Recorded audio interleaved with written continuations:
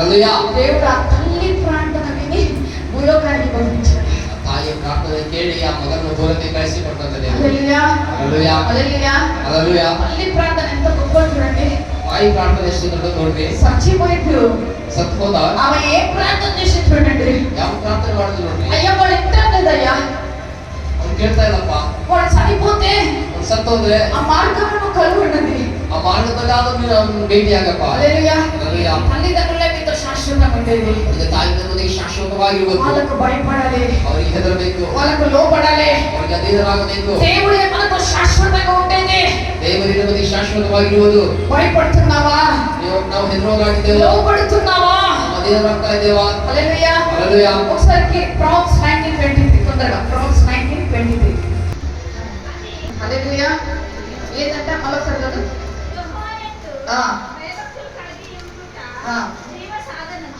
యెహోవా యందు మనం ఏం చేయాలంట? భయము భక్తి కలిగి ఉండాలి. అది జీవన సాధనం అంట. ಯೆಹೋವನಲ್ಲಿ ಭಯಭಕ್ತಿಗಳು ಜೀವದಾಯಕವಂತೆ ಅದು. అది కలిగినవాడు తృప్తుడై అపాయము లేకుండా బ్రతుకును. హల్లెలూయా. అది కలిగిన వాడు తృప్తి అయి అపాయము లేకుండా బ్రతుకుతాడంట. ಆ ಭಯಭಕ್ತಿಗಳನ್ನು ತೃಪ್ತನಾಗಿ ನೆಲೆಗೊಂಡಿರುವನಂತೆ. ఏదంటే యెహోవా యందు భయభక్తి కలిగిన వాడు తృప్తిగా ఏ అపాయము లేకుండా బ్రతుకుతాడంట. ಯೆಹೋವನಲ್ಲಿ ಭಯಭಕ್ತಿಗಳು ತೃಪ್ತನಾಗಿ ನೆಲೆಗೊಂಡು ಅವನಿಗೆ ಯಾವ ಕೇಡು ಸಂಭವಿಸದಂತೆ ಇರುವಂತೆ. హల్లెలూయా. హల్లెలూయా. మనం అంటాం కదా, చాలా సార్లు నాకు యాక్సిడెంట్ ఒక చిన్న దాంట్లో మిస్ అయింది. ನಾವು ಅನೇಕ ಬಾರಿ ಹೇಳಿದ ಚಿಕ್ಕ ಒಂದು ಸಣ್ಣ ಸಂಭವದಲ್ಲಿ ನಾವು ತಪ್ಪಿಸಿಕೊಳ್ಳಬೇಕು. చనిపోయాడు కానీ నేను బ్రతికా. ನಮ್ಮ ಫ್ರೆಂಡ್ಸ್ ಅಂತ ಹೋದ ನಾನು ಬದುಕಿದೆ. హల్లెలూయా. హల్లెలూయా. ఇదే దేవుడు మనల్ని రక్షించుట.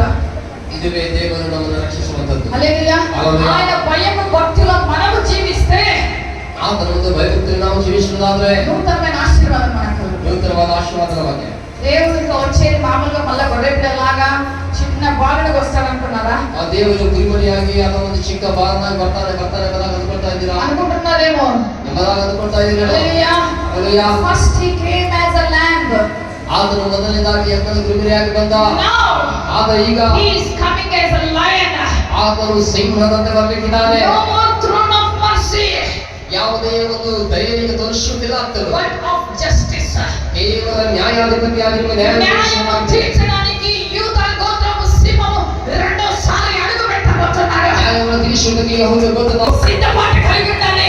ಸಿದ್ಧವಾಗಿರಬೇಕು. ನಾವು సిద్ధపాటు కలిగి ఉండాలి. ಸಿದ್ಧವಾಗಿ ನಾವಿರಬೇಕು. ఎప్పుడు ఏడ్చేది కాదు, ಯಾವಾಗಲೂ ಅಳುವುದಲ್ಲ. ఎప్పుడు నాకు దేవాది కావాలి దేవాని అడిగేది కాదు. ಅದು ಬೇಕು ಇದು ಬೇಕೆಂಬ ಕೇಳುವುದಲ್ಲ. పరలోక రాజ్యం కోసం ఏడువు. ಅಲ್ಲೊಬ್ಬ ರಾಜ್ಯಕ್ಕಾಗಿ ಅಳು. నీ పాపాలు పోవాలని ఏడువు. ನನ್ನ ಪಾಪಗಳು ಹೋಗಬೇಕೆಂಬ నీ అతిక్రమం పోవాలని ఏడువు. ಅಯ್ಯಾಮನ ಅತಿಕ್ರಮಗಳೆಲ್ಲ ಹೊರಟು ಹೋಗಬೇಕು. దేవుళ్ళకి రావాలని ఏడువు. ಅಯ್ಯಾಮನ ಜೀವನದಲ್ಲಿ ಬಾಯ್ಬರಾಗಲು. నీ భర్త దేవుళ్ళకి రావాలని ఏడువు. ನಿನ್ನ ಒಂದು ಗಂಡನ ಜೀವನದಲ್ಲಿ ಬರಬೇಕೆಂಬುದಾಗಿ ಹೇಳು. భార్య దేవుళ్ళకి రావాలని ఏడువు. ನಿನ್ನ ಒಂದು ಹೆಂಡನ ದೇವರಲ್ಲಿ ಬರಬೇಕೆಂಬುದಾಗಿ ಹೇಳು. కుటుంబమంతా భయభక్తులుగా ఉండి జీవించడం ప్రారంభించు. ಕುಟುಂಬದೊಂದಿಗೆ ಭಯಭಕ್ತಿಯುಳ್ಳವರಾಗಿ ಜೀವಿಸಲು ಪ್ರಾರಂಭ ಮಾಡು. హల్లెలూయా. ಹಲ್ಲೆಲೂಯಾ. గుడి అంటే నిర్లక్ష్యం, ಗುಡಿಯ ಸಭೆಯಲ್ಲಿ దేవుడు అంటే నిర్లక్ష్యం, ದೇವರಿಂದ ನಿರ್ಲಕ್ಷ್ಯ, సేవకులు అంటే నిర్లక్ష్యం, ಸೇವಕರಿಂದ ನಿರ್ಲಕ್ಷ್ಯ, తల్లిదండ్రులు అంటే నిర్లక్ష్యం. ತಂದೆ ತಾಯಿಗಳ ನಿರ್ಲಕ್ಷ್ಯ. మరి ఏంటిది నిర్లక్ష్యము? ಯಾವುದು ಕೊಡೋದ ಲಕ್ಷ್ಯ? ఎక్కడికి వెళ్తున్నావు? ನೀವು ಹೋಗ್ತಾ ಇದೀಯಾ? ఏం ఆలోచన చేస్తున్నావు? ಯಾವುದನ್ನು ಆಲೋಚನೆ ಮಾಡ್ತಾ ಇದೀಯಾ? నువ్వు ఎక్కడైతే పాపంలో పడిపోయినావు అక్కడ నిలబడుకో. ಎಲ್ಲಿ ಪಾಪದಲ್ಲಿ ಬಿದ್ದು ಹೋಗಿದೆ ಅಲ್ಲೇ ನಿಲ್ಲು.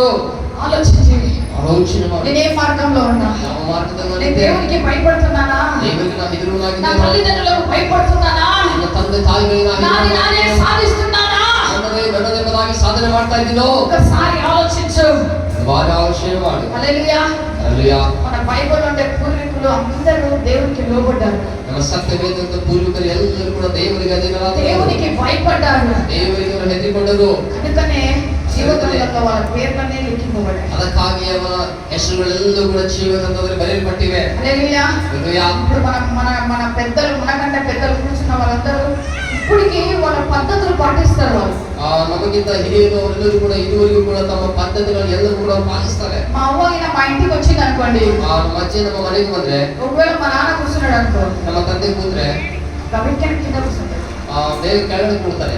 అసలు ఆయన ముందు నిలబడుతూ కూర్చుంటాడు, కింద కూర్చుంటాడు అంతే. ಅವರ ಮುಂದೆ ಕೆಳಗಡೆ ಕೂಡ್ತಾರೆ. అయితే ఈ కాలం ఫోటోలు ఎట్లా ఉన్నారు? ಈಗಿನ ಕಾಲದಲ್ಲಿ ಆ ಒಂದು ಸೊಸೈಟಿ ಹೇಗಿದ್ದಾರೆ? మామ ఆడున్నా అత్త ఆడున్నా కూర్చుంటారు అంతే. ఆ అత్య మామూలు ఇద్దరు కూడా కూడతారు అಷ್ಟೇ. ఒక ఇంటికి ఒక అన్న వెళ్ళంట. ಒಂದು ಮನೆಗೆ ಒಬ್ಬ ಅಣ್ಣ ಹೋದಂತೆ. ఈలోపు మాటలు దొరుకుతా ఉంటాయి. ಅಷ್ಟರೊಳಗಾಗಿ ಚರ್ಚೆ ನಡೀತಾ ಇದ್ದಂತೆ ಮಾತುಗಳು. మాటలు దొరుకుతా ఉంటే ఆ ఇంట్లో ఉండే ఒక అన్న టీ తెచ్చిచ్చిందంట. ಆದ್ರೆ ಆ ಮನೆಯಲ್ಲಿ ಒಬ್ಬ ಅಣ್ಣ ತಂದು ಟೀ ತಂದು ಕೊಟ್ಟಂತೆ. ఆయన తాగుతా ఉన్నాడు. ಅವ್ರು ಕುಡಿತಾ ಇದ್ದಾರೆ. ఈలోపు కోడలు లోపల ఉంటే మమ్మ నాకు కూడా కట్టి తీసుకుంటా ఉన్నాడంట. ಅಮ್ಮ ನಮಗೂ ಕೂಡ ಒಂದು ತೇನಿಗೆ ಮಾಡಿದಂತೆ. హల్లెలూయా. ಹల్లెಲೂಯಾ. ఏంటిది?